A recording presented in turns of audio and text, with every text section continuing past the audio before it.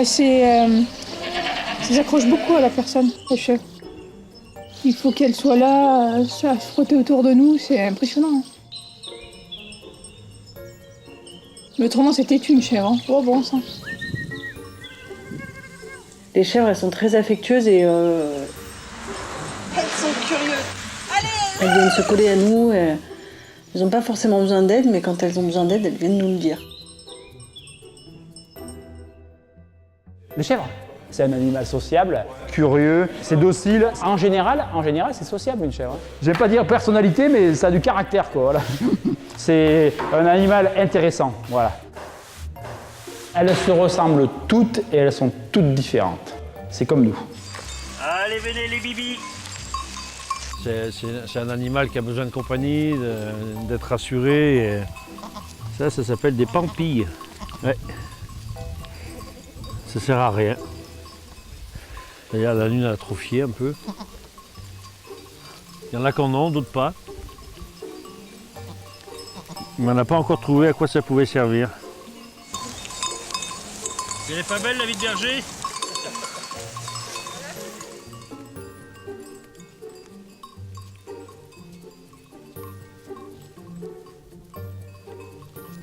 L'apprentissage du métier, c'est une chose. Mais aussi, il faut assumer le nombre d'heures qu'on fait, quoi. C'est un choix de vie, c'est un métier et un choix de vie. Ça, c'est compliqué, ça. Je me lève à 5 h du matin le samedi parce que je fais tout le travail de fromagerie et la traite. Mais c'est du vrai bonheur quand on arrive sur le marché et qu'on a des gens qui nous disent « Oh là là, qu'est-ce qu'il était bon ton picodon la semaine dernière !» Alors là, on a tout gagné.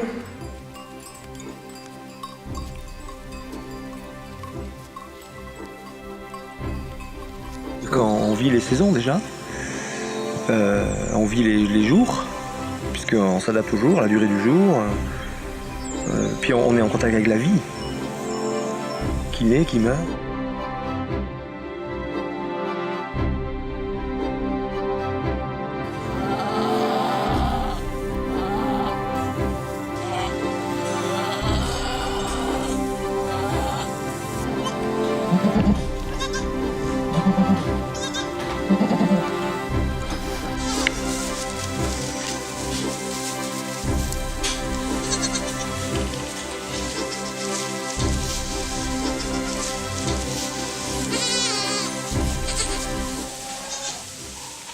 Moi, je fais du parcours et je fais pas de culture. J'achète tout mon fourrage.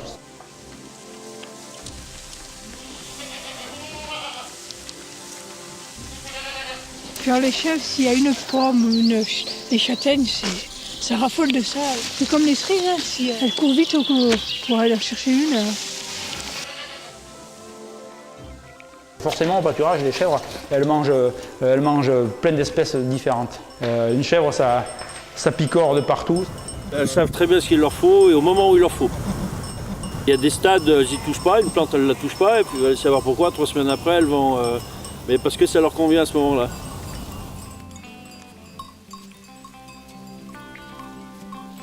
C'est important qu'elles soient alimentées avec une grande base de fourrage et très peu de concentré, et aussi d'avoir des fourrages du pays, du terroir, pour donner à l'alimentation cette connotation de lien au terroir qui est forte.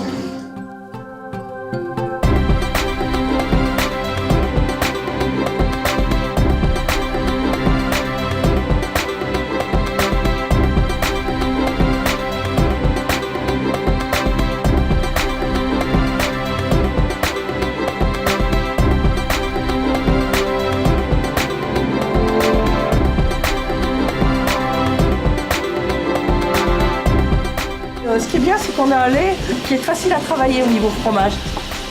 Et je pense que c'est lié à la fois à l'alimentation et à la race aussi, peut-être. Très facile à travailler. On a très peu de problèmes de fromagerie.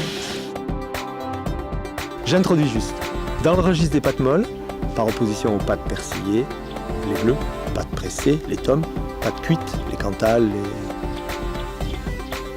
Il y a deux extrêmes technologiques. Il y a une technologie dite lactique, ou acide, ou lente, c'est celle du picodon. Donc c'est l'acidification du lait qui fait la coagulation, dans la durée. Donc c'est minimum 24 heures, 36 heures de coagulation. Ça, c'est le lait du matin que j'ai emprésuré et que je montrerai demain.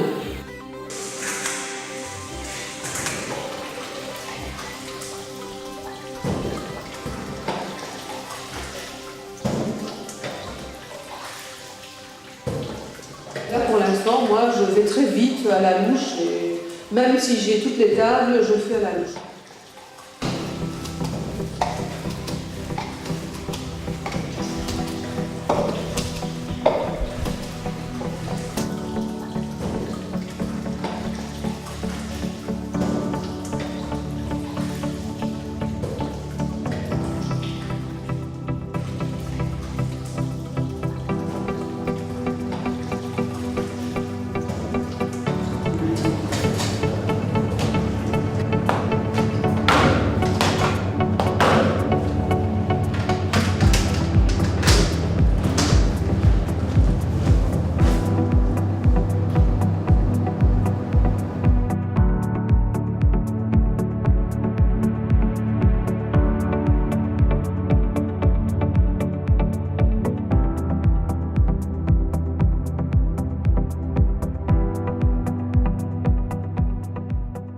Quand on va démouler un picodon, il va être à 135 grammes au démoulage.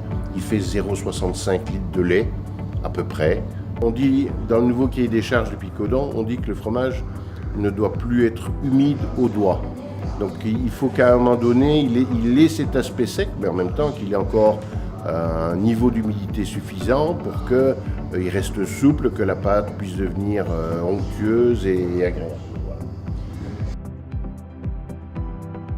Pour réussir un bon affinage, il faut une bonne implantation de diverses moisissures. On dit qu'il y a jusqu'à 400 bactéries dans un fromage, 400 bactéries différentes. Il y en a quelques-unes qui sont essentielles. C'est les Penicillium album et glaucum, qui sont ces pénicilliums qui nous permettent après d'avoir ces goûts fabuleux du picodon. Et on a un côté un tout petit peu plus sec ici en surface et l'humidité a été piégée dans le fond de la cagette. Et donc on va leur faire un demi-tour pour que l'affinage soit le plus homogène possible. Pour qu'un fromage bénéficie de l'appellation picodon, il faut conduire un affinage de 12 jours minimum.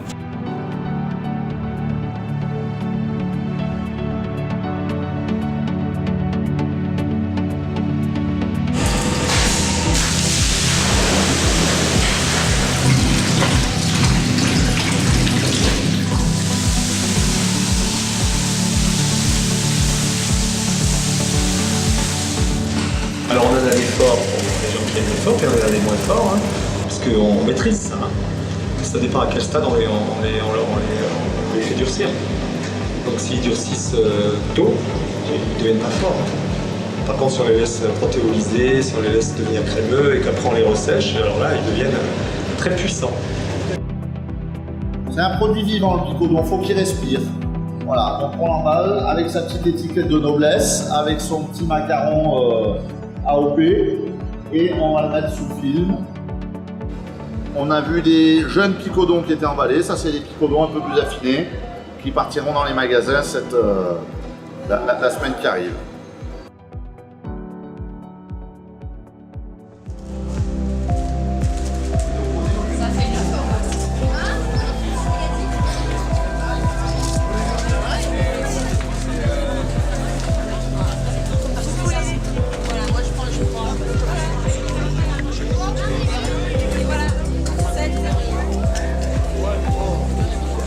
Surpris déjà du nombre de picodons qu'il y a et des stades entre le tout frais, mais même de la caillée simplement, qui peut être une caillée de picodon, jusqu'au très très vieux. Et moi ça m'arrive de faire avec du vin blanc et du pois ou avec des feuilles de châtaignier et vous l'améliorez, c'est pas vrai, vous l'agrémentez différemment et il se prête à tout. Et justement, c'est toute la découverte de ce produit qui est exceptionnel, qui arrive à tout, à vous donner tellement de bonheur que vous arrivez à le transmettre aux clients. Et ça, c'est génial.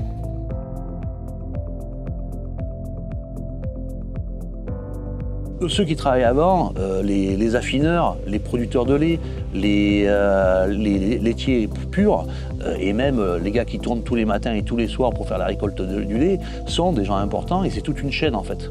Le fromage, c'est pas simplement quelque chose de mort qu'on va poser sur un plateau qui finit.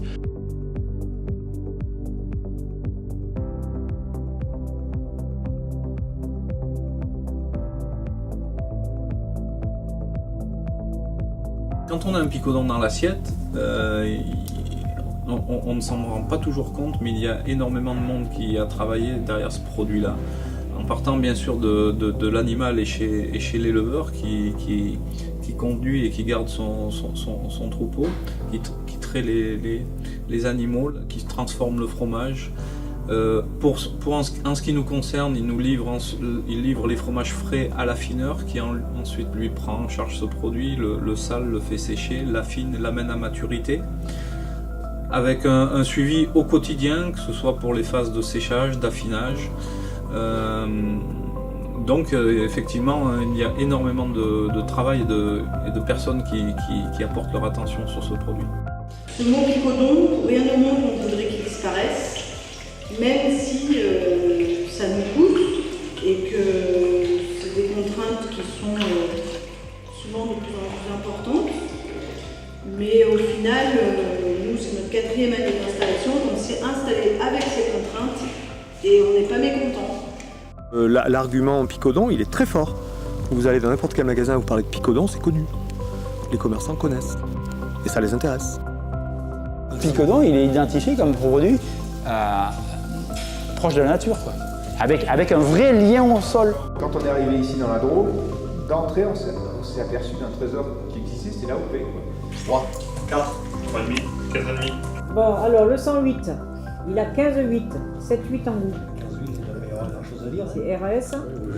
Il faut absolument s'accrocher derrière ces critères de qualité que sont les AOP. C'est par là que l'avenir du picodon passe.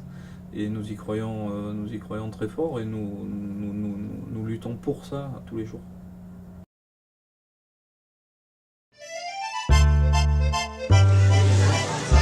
Deux bouteilles de vin, alors faites gaffe.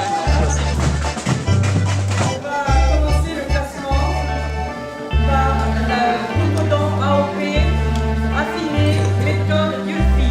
La médaille d'or a été attribuée à Simon Florent de Vest.